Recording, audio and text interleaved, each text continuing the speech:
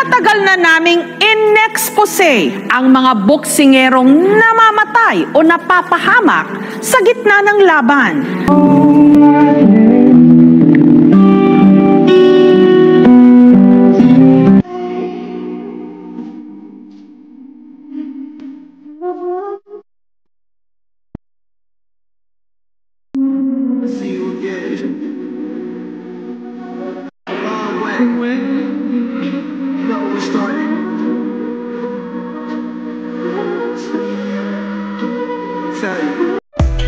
Isa na namang student athlete ang nasawi matapos magboxing. Isa na namang masaklap na pangyayari sa mundo ng boxing.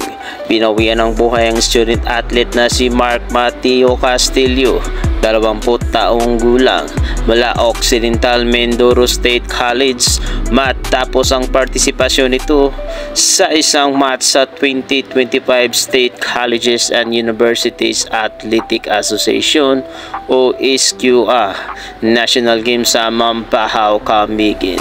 Nitong Abril 26, sumabak si Castillo bahagi ng Southern Tagalog Region Team kontra pambato ng National Capital Region.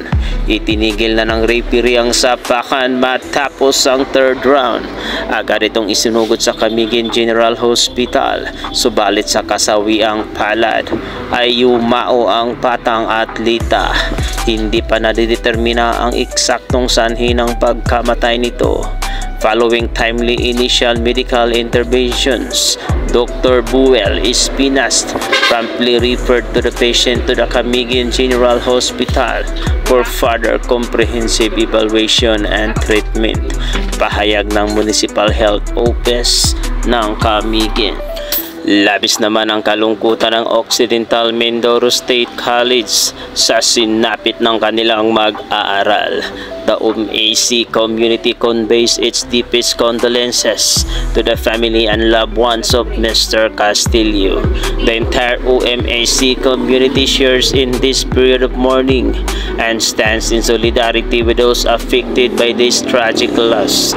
Ayon sa pahayag ng paaralan, gumugulong na ang investigasyon sa masaklap na insidente at inaalam kung sino at saan nagkulang, kaya sumapit sa trahedya ang nasabing boxing match.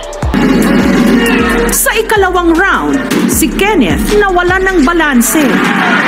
Mas naging agresibo sa sumunod na round.